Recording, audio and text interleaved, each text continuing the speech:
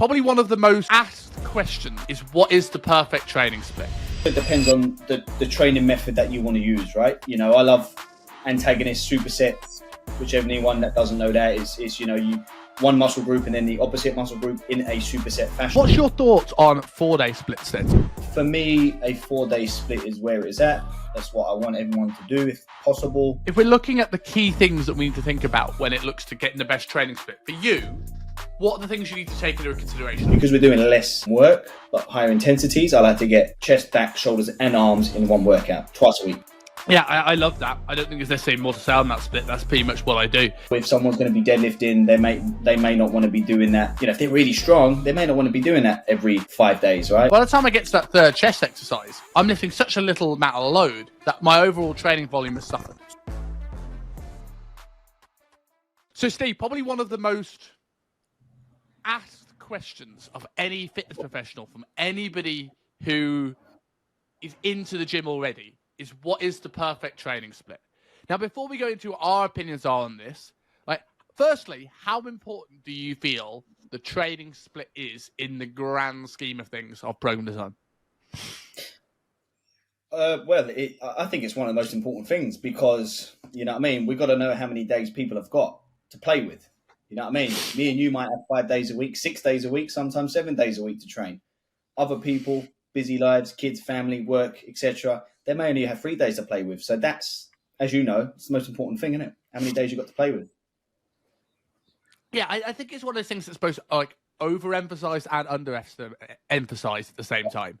Because the actual split to me isn't actually that important as regards to overall volume. But once you've got overall volume, we need to go, well, how do we divide this between the days to make sure that we can, and because volume is sets times load, right? So if our split's not good, the amount of load we're going to lift goes down, the amount of training volume goes down. So it actually becomes quite an important thing, although the over focus on this and the actual split itself doesn't really matter as long as you achieve fitting in that volume, in my opinion. Yeah. No, I agree. I think, you know, obviously hitting volume, hitting the right amount of sets, working sets on a muscle group is important for building muscle, etc. So, you know, the volume, yeah, you're right, number one. And then, you know, how do you distribute that across the week? Or, you know, a 5-day cycle, which we'll go into, or a 7-day cycle or whatever, you know? Yeah, there was a great video from Ben Yanes, if you know. Do you know Ben Yanes? Yep. Yeah. So he did this great video. For people who don't know him, he's a guy who talks a lot of exercise mechanics online. He did the perfect training split in a short, and I thought it was brilliant.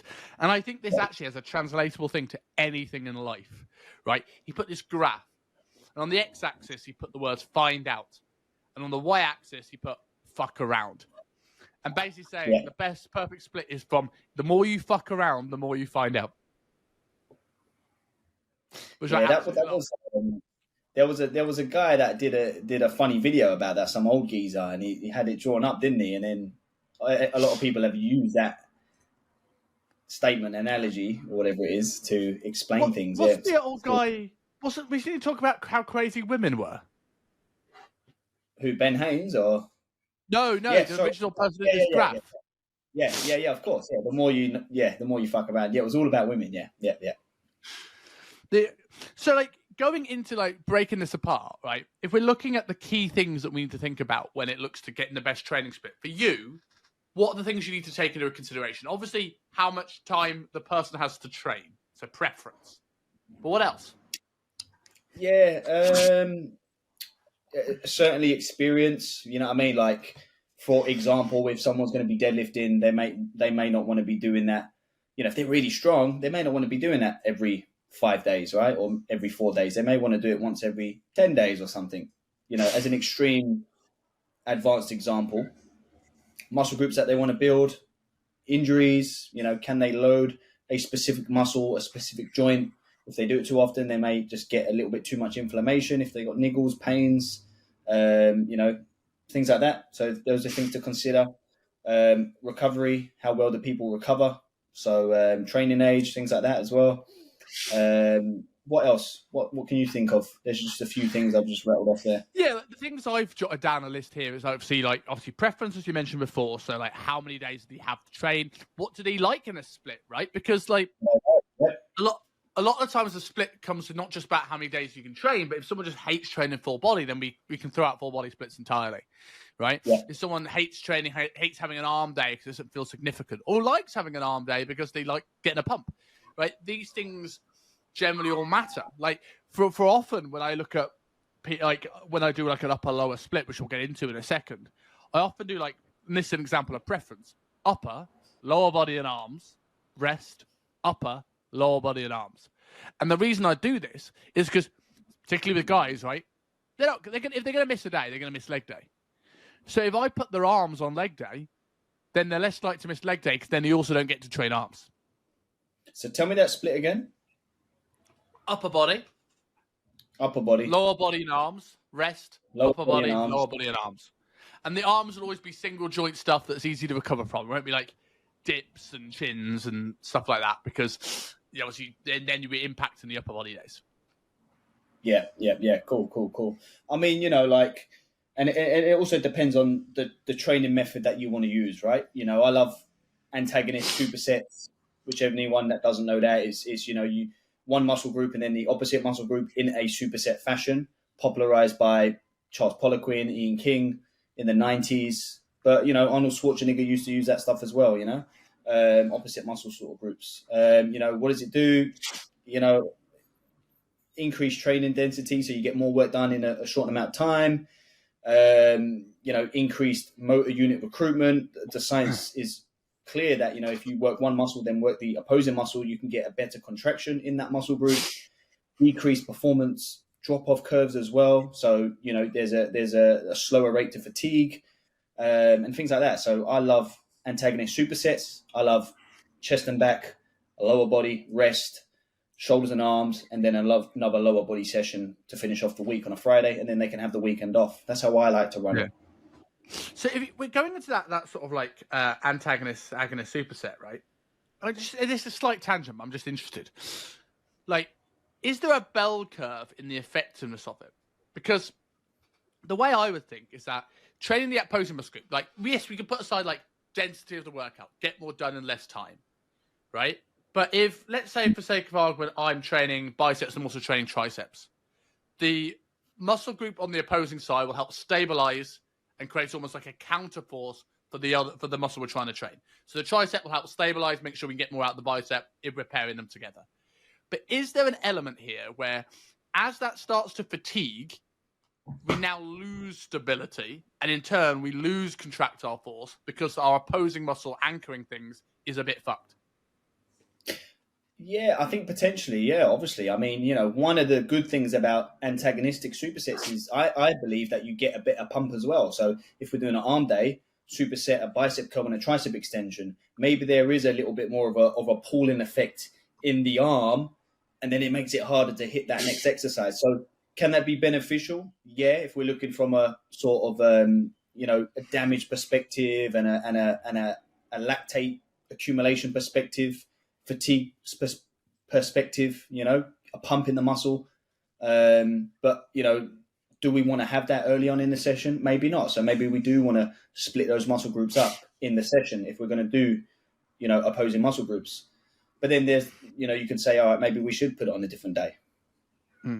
Is there muscle groups that you would never superset? Is there an exercise you would never have an antagonist-agonist superset? Well, one thing I wouldn't do is superset squat and a deadlift. Yes, yeah. You'll make sure there's no interference, right? Yeah, no interference. Yeah. But it's a funny one because I remember I remember being at Ultimate Performance with you, and I was doing a training session. I was doing a squat, and then I was going straight into a glute ham raise.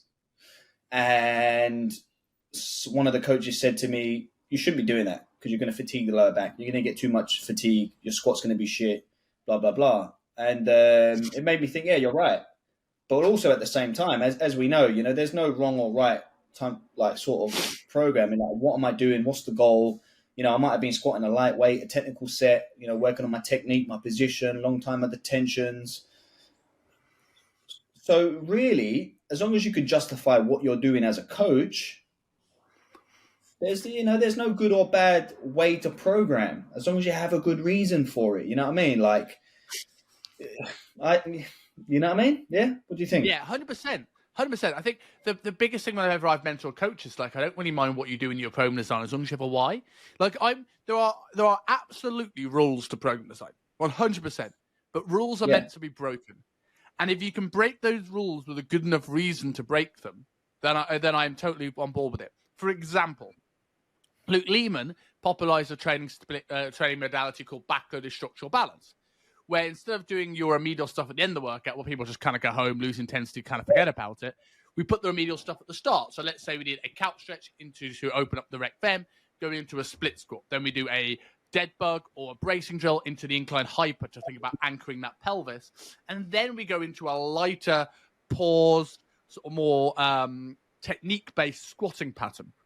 So we're now kind of going, right, we've got everything fired up around that pelvis. Now let's drop into the squat. That goes honestly, against the rules. Go on. Yeah.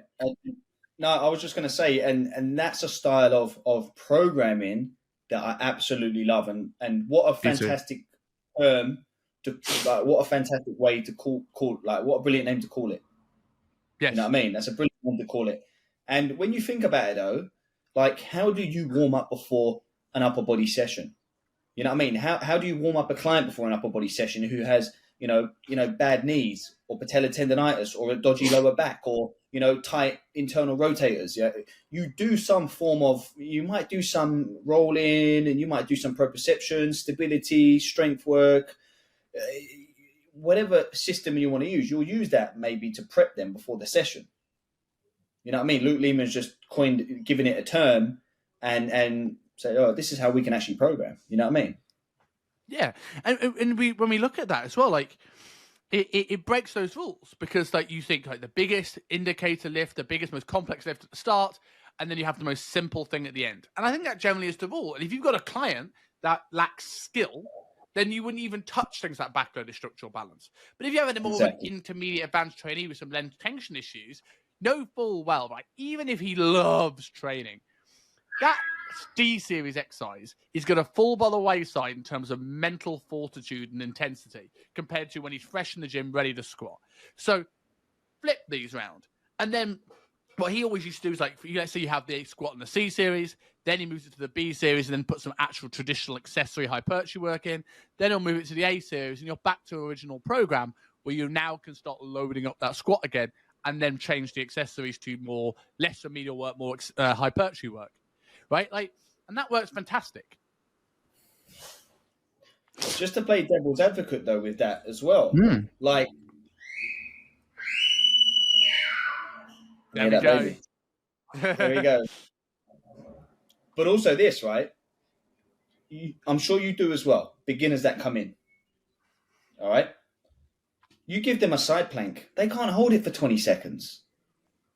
Yeah. Right? So what about a 15-second, 10-second side plank? And then, you know what I mean, something else and something else and something else as their warm-up prep work. They're not even squatting yet. I mean, that's the big part of their workout. Like, why do you need to put it at the end? Why can't we put it at the beginning just to teach them some sort of isometric stability work, teach them how to brace, engage, lock it in, scapular work, whatever, and then we go into the bigger stuff. Maybe then we go into a step up, then we go into a goblet squat, then we move into something a bit more aggressive and bigger compound based. Again, can we call that structural backloading? Why not? Potentially. Yeah, potentially. A lot of the clients that I work with, the 60 to 80-year-olds, we do that all the time. I told you before, I sometimes get them doing the cardio, 2-minute interval sets with a minute recovery 3 times. Then they go into their mobility, then they go into their stability, and then we might only have 10 minutes, and then we do some like goblet squatting and pull downs, and then see you later.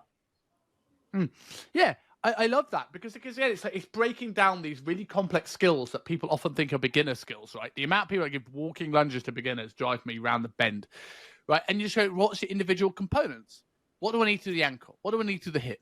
And if I could do all these things individually, it's going to be much easier to integrate these things. So, like, I definitely think preference and then this sort of like where somebody's at in terms of whether that's length tension issues, whether we do sort of backload structural balance needs to be in play, a needs analysis. So that's like, right, what body parts do you need to bring up? What strength goals you particularly want to bring up? So if it's strength focus, what's the reason why your bench press is sticking? If it's a physique focus, what muscle parts do you need to add balance? Like, I always think you are as big as your smallest body part. So if you look at me from the side, you realize my biceps are bigger than my triceps because I've got quite good genetic attachments to my biceps. So you can go, okay, so Simon's triceps make his biceps and back look smaller. Simon's back and biceps does not make Simon's triceps look bigger, right? So we probably need to prioritize these things more. I would say the recovery capabilities and experience you can sort of put hand in hand, because if somebody's recovery is poor, let's say they're in a stressful period of their life, they do shift work, whatever, they might be able to train as frequently as someone that can't. And as small as advanced as someone gets, that the reason I often change a training split from like a full body program is that someone gets good at training and they get more of the individual sets. Eventually, hitting chest on a Monday and hitting that same exercise on a Wednesday, they will probably be too sore to really get the most from it. That's when I will then give them more rest time, but then add a training day to go to a 4-day split so we can still get the amount of sets that we need per week, which is my last thing I need to consider, is how many sets do we need per week to grow, which there are some guidelines with to start you off, but which is normally around about 10 to 25 sets per week, normally, give or take, depending on the muscle group. But like from that, it's like, well, it's going to be individual per the person. So the split will evolve as you go through and go, you know, Simon, my chest doesn't recover as well as my back. Okay, we'll do less sets of chest, more sets on back. And then we find that perfect split over time. And this is it, like, you know, like what constitutes as a set? And then how do we what method are we using? All right. Because then that will dictate, you know, the massive, you know, hormonal response that we get from our training split, right? You know, are we using, you know what I mean? It's, you know, we said earlier, we don't do a squat and a deadlift superset, you know what I mean? Back to back, but some people do, you know what I mean? They might do a big, I don't know what you call it, like a big def set, you know, like a big circuit of, you know, a def circuit, of course. But you might do front squat, back squat, heels elevated squat, box squat. I don't know, I just made that up, yeah? It's all squatting, you know, you might do sets of 6, 6, 6, 6 or 10, 10, 10, 10. Sounds stupid, but for an intermediate to advanced trainee, they can do that. You know what I mean? They're technically proficient, they're ready for it, you've built... And this is the key, I think, Si. Like, we as coaches and everybody else, we always look at programs and what people do on a session and say, oh, that's stupid, that's dumb. Why are you doing that for? You should be training like that. But we don't know the annual journey of that client, the yearly journey, the monthly, how they built to that. Now, if they've just done a 6, 12, 25, then a 10 by 10, then a fucking advanced GVT, and then a GBC, it's all over the place. You know, they're just, and we, you know, I probably did that when I was young, trying all these different training methods, putting them all together, never really getting anywhere, working hard, but never really going anywhere. So we don't understand, sometimes we don't see the picture of where people are in their training journey. So if someone is doing fucking front squats into deadlifts, into back squat, into snatch grip RDLs, it looks stupid to us, but they might have prepped for that. They might have been training towards that. And if they've been training properly towards that with progressive overload, control, recovery, good nutrition, proper training techniques, then why not? Why can't they do it? The rules are there to be broken. 100%. And I think we do this without going off on too much of a tangent, I think we do this as an industry in general, right? How many coaches you go, this coach is stupid, client was on 1,200 calories. And you go, well, okay, maybe they're 2 weeks out from a photo shoot. Maybe over the last 6 months, your trainers realized that this client is intentionally lying to them about how much they're eating and they're underreporting their calories. So he's now adjusted or she has adjusted this client's calories to lower. On paper, it's 1,200 because they know the client's actually hitting 1,600, 1,700, 1,800. So if they put them at 1,600, they're on 2,500. So we only see what's on paper. We don't see where it come from. We don't see the backstory, and I think that's super important. Training and nutrition, obviously, everything. Yeah, everything. Everything. It's the same thing with training splits, right? And I think, like, if someone's looking at this going, oh, well, I like death circuits. The way I always looked at a death circuit, and this was actually, I remember doing my first death circuit as ever, like coaching one, not training one, but coaching one, was when I covered your client, Bob, where you had, talk about a training split, you had 2 full body workouts and then a death circuit on a Saturday. And I remember it was just very modified. So you had sort of like you had a barbell hip thrust, you had a squat, you had a press, and some form of pull. And I it got me thinking about how you can modify these death circuits. And like for if people have got gyms that allow it, I'm a very big fan of what is the priority lift? What's the priority upper? What's the priority lower in the 4? So let's say you want to work on a deadlift and you want to work on a bench press. I'll go deadlift, bench press, but I won't then go back squat, chin up.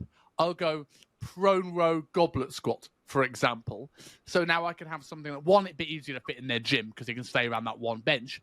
But 2, we can focus on the 1 and then have a slightly more stable one as the 2nd. If you want to focus on the squat, I may go a hip thrust or an RDL or a leg curl or something a little bit easier on that 2nd exercise. And then maybe your next phase is switching it.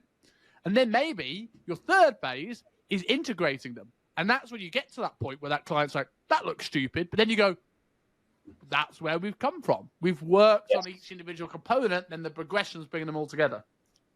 Yes, and that's it, man.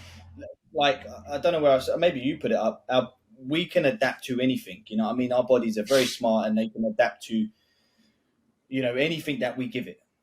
You know what I mean? Whether that's nutritionally, calories, supplements, stress, training, our bodies will adapt somehow. You know what I mean? And same for training. So going into the splits themselves, what are your preferred, and give a few options here, 3-day training split? For a 3-day training split, for someone who's advanced, I like, and strong. We go chest and arms. Yeah. Then they do a leg workout. Then they have a day off, and then they do a back and shoulder workout. Mm-hmm. Why that? And then a day off. I just find, if they're advanced, if they're very strong, they may be doing lots of volume, lots of work, lots of sets, heavy ass loads. I like to just have chest by itself, and then elbow flexors, arms, and triceps, elbow extensors, and then they're going to have a whole day by itself. 2 days later of back work, vertical pulls, horizontal pulls, back variations, and then shoulders as well. For me, it works really well for people that are more advanced, as opposed to supersetting chest and back on the same day, because that can be quite difficult for people that are strong. And like we said earlier, they get lots of pumps. They get maybe potentially more fatigue when they're supersetting the same muscle group, like such as chest and back or whatever. Go on. No, yeah. I like it. Like, I think for me, the only thing that differs is like until we can't do this anymore, until like the recovery capabilities do not allow, I try to keep as much frequency as possible. Because the way I think on a 3-day split, it's like if I did, say, I did a chest day, legs day, and a back day. So I know that's a terrible split because we're missing a load of muscles, but just like, let's say I got A1 is incline press, then flat press, then decline press. By the time I get to that 3rd chest exercise, I'm lifting such a little amount of load that my overall training volume has suffered. So if I can split that over the course of those 3 days by having more frequency, right? I can turn that light switch on to protein synthesis more often and potentially lift more load per session. Now, again, this depends on the beginner. If you're saying this isn't for an advanced training split, that person may not get more because they're fucked by the time they hit the 2nd time. But I tend to like it where I go, keep a relatively full body training split if someone's training 2 to 3 days a week. And then what I do on that 3rd day will depend on how advanced they are. So I often start people with a full body where I go A-B. So it's like A-B-A, B-A-B. So we just alternate between 2 workouts. Yeah, and then as someone gets more advanced, I'll either tailor it to either 3 full bodies or something like full body 1, full body 2 target area. So guys will go full body 1, full body 2 upper body focus, maybe with one big, maybe a big squat pattern at the start, like a one big lower lift and then all upper. And maybe girls will go full body 1, full body 2 posterior chain to get more glutes, hamstrings, lats, things like this. Yep, love that. Yeah, no, that sounds good. And I like that split as well, especially for females having that posterior day in there, and then for the males on that third day doing shoulders, chest, maybe some arms or whatnot. Shoulders, Yeah. shoulders and chest or whatnot. Bringing up those muscle groups that they want to see come up. What's your thoughts on 4-day splits then? So we've gone through 3. What's your preferred 4-day? I've got a few different options for this one. I vary when it gets to 4. For me, a 4-day split is where it's at. That's what I want everyone to do if possible. I think it's where you're going to get optimal results, whether it's fat loss or building muscle or sport performance.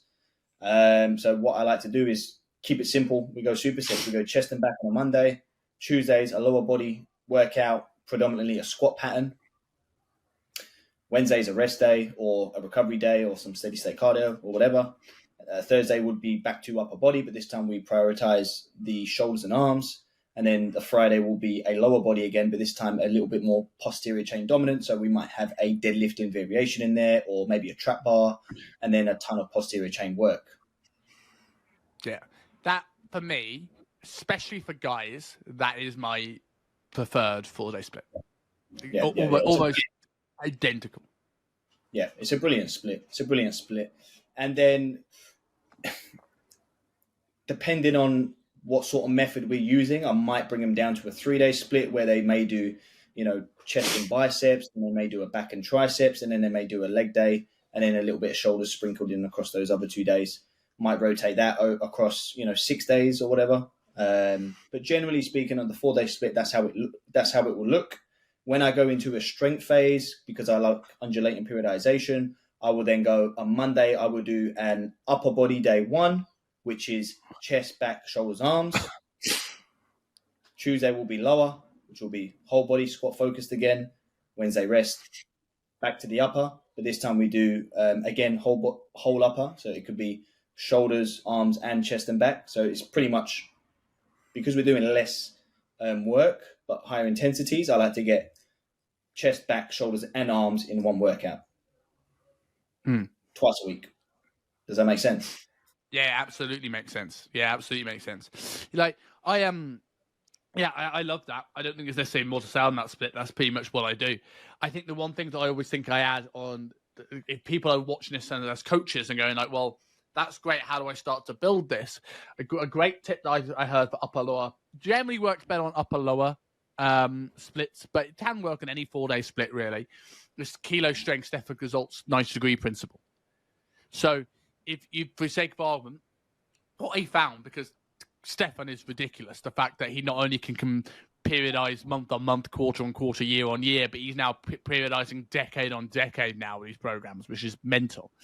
And he found from just training with so many athletes, certainly in the intermediate to advanced category, because I sometimes think these beginner programs are a bit only squat twice a week. I'm like, most beginners can't sit in the toilet without hurting themselves. Like, who are the beginners you get in Miami, Steph? Because I am very, very jealous. But he found that, let's say, 90 degrees in pressing angle was the sweet spot in terms of one being able to recover and have a good crossover to each other. So if you did a shoulder press and a high incline press, it's too close to actually be able to recover properly. And then if you go too far, like a shoulder press and a decline, it's too far away to have a crossover to one to help the other. So he periodized with incline press being on the same phase as decline presses and shoulder presses being the same phase as flat presses. So I always think of this when I come to building that upper lower split. Let's say on day 1, I'm doing some form of a bench press or flat press variation. Then in my B series, I might do a more stable 90-degree press variation. So that could be a machine shoulder press, for example, right? Or seated pin press. Then on my upper body 2, I might do a dumbbell shoulder press or a military press in my A, and then my B series would be a more stable flat press, floor press, dumbbell press, machine press, something like this. And now we've got our main pressing exercises all locked in. In the same way, on the flip, on the reverse, on the posterior chain, I think we have this conversation whether should the shoulder stay back and down, with some people saying no, some people saying absolutely. I think this is very, very case dependent. If I'm under a 1-rep max bench press, you better fucking believe that I want my shoulders to stay back and down. because I want to be as stable as possible to shift the most load. But people look at it from a minute exercise perspective and not go, right, well, let's look at the program. So if my A series allows the shoulder blades to move, let's say a shoulder press, maybe I can get away with in my pulling superset something where the shoulders don't move as much. Or in my accessory or my B series, something where it doesn't move as much. So let's say I've got a shoulder press where the scaps can move. Maybe now I'll do a neutral grip pull down or chin where I probably don't have as much movement in the scap. To a degree, if it's a chin, you still will, but not as much. And then my opposing work, I can have more locked in stuff in my B series. On the flip side of that, if I've got a bench press or something where I'm completely locked in on my A series, I may go pronated to get a bit more movement or range of motion from the scapula. I like that because over the course of a program, you're balancing movement with stability. Yeah, I like that idea. That's really cool. And, what other exercises can you use from a pressing perspective that allows a shoulder blade to glide and move? McGill presses, what are the presses with the bar on the floor? Which one? Oh, the landmine press. Landmine presses, McGill presses, all those sort of things. Any shoulder press variation, like a single arm kneeling shoulder press. Like we can get the list is endless, right? Yeah. Lots of variations that you can play with, for sure. But I think, go on. No. I was going to say your split of the 90-degree principle, I always use that when I'm doing a 4-day split, but working on a intensification strength phase. When I'm working on an accumulation volume stressing phase on a 4-day split, I don't follow that 90-degree principle. I do the opposite. I'll do a flat bench and then an incline press. And on day 2, I'll do an overhead press, then like maybe an Arnold press as well. That's what I do. So you having those in the same workout? So you're like hammering one pattern on one day and then hammering the other pattern on the other day? Yes. Interesting. Like, I think going into other 4-day splits that people can try, I think for girls, I really like a cross-body split. So is that similar to like the upper-lower? I just find that if you go in from a full body, guys can't wait to stop the upper body, lower body supersets. And girls tend to like them. So I tend to go like quads with back. So like lower body push, upper body pull. Then lower body pull, upper body push. And I tend that seems to work well. Similar sort of split in terms of this, but we now just blend upper body and lower body together. I'll often use this also for guys that don't recover well for this same reason. Because even though you might think that's harder, superset and upper lower, there's far less impact on recovery. As I said before, I think I found that when we do upper, let's say chest and back, right? Eventually, if the back gets so fatigued, it's going to be harder to stabilize our pressing movements. Less so if we're doing a leg curl or an RDL or a hip thrust. So maybe going for those guys that struggle to recover, having that cross body split tends to work well. And then my sort of last 4-day split I had down is a slightly more bridging the gap between intermediate to advanced, but I really like this for hypertrophy, is on day 1, do front body. So either like chest, delts, quads, etc. Right? And this is maybe more for the more advanced person that maybe you might not want a superset. You might just want to go in, top set, back set, move on to the next exercise. Second day, back body, rest. And then on the last 2 days, to get more frequency, we go target area 1 or target area 2. So this could be front body, back body, quads and hams, shoulders and arms. Or it could be front body, back body, shoulders, I don't know, chest. Right? Like whatever the target areas are, so we can put this now, rather than having an even split of volume, we can now put some muscles on maintenance mode, and we can hit on those first 2 days, like close to maintenance volume on everything, and then we can just tip some other stuff over the line into the higher ends of those volume landmarks. Just a quick one on that 3-day split. That's like, you just jogged my memory. That's something that I love to do, and actually I do a lot with clients. Is day 1 will be lower body push, upper body pull. Day 2 will be lower body pull, upper body push. And day 3, depending on who they are, what they want to work on and what phase we're in, it could be a def circuit, it could be some cardio, it could be a target muscle group or something like that. Yeah. So like I think that's when we look at sort of 4-day splits. Now I'm gonna move this away for like whether it's 3 days or 4 days here for the last bit. Is there any advanced body part splits that you use? Now this could be more days, but it doesn't need to be. If you've got an advanced person, how would you then start to look at their training split? They may know a bit more about the training and all that sort of stuff. Yeah, well, I'll give you an example that I did training with John Meadows. Monday was chest and shoulders. Lots of volume, 17 sets or whatever it was, 20 sets. Maybe it was more, 30. Tuesday was a back day all by itself. Wednesday was a leg day. Thursday was a arm day. And then a Friday, I got to choose 2 muscle groups, and I had to follow the exercises. So I chose them chest and shoulders again, and then hit it again. Then had the weekend off, and then did it all over again across 5 days. So that was Mondays were chest and shoulders. Tuesdays was back. Wednesdays was legs. Thursdays was arms. Friday was an optional day on a muscle group that you want to bring up, and mine was shoulders and chest. Different to the first day. I think John Meadows had a lot right. I think he was incredibly ahead of his time in terms of bodybuilding splits, and I like the idea of him having these optional super max pump days or sub max pump days where they're like, brilliant. So you like that almost when we're looking at 5-day splits or like more than 4-day splits. Every now and again, I might divide the volume up as a 5-6 day split. But what I'd probably more likely do is write my 4-day split and then give a couple of these optional pump days where with your rule is you don't take it to failure. It's just sort of pump, high rep, technique work, stuff like this. And what I love about that is because for people that struggle with mobility issues, right, we can do our big length and range sort of work that's going to improve that mobility on our main 4 days. And on our other day, we're just getting blood flowing around the body, which I just don't think enough people do. We've become so sedentary. I know this. I bought a treadmill for my home because I sit at the desk so much these days. So, like, I think we're so ahead of his time where I think some people overcomplicate 4 days, like 5-6 day splits. Do your 4-day and have a non-failure pump day on either target areas or as an overall non-eccentrically loaded thing. So that whether that is a bodybuilding pump circuit or whether that is conditioning or cardio or things that don't impact recovery, it doesn't need to be hugely complex.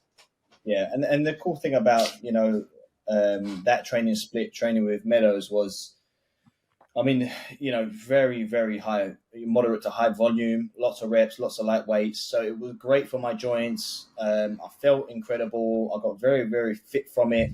And I just felt good every day, like I felt really, really healthy despite the amount of work that I was doing. You know what I mean? It's a ton of work, ton of drop sets, ton of fun intensity methods, blood flow, restriction training, chains, high reps, drop sets, all different mechanical drop sets, all funky exercises. It was fantastic. But I felt incredible.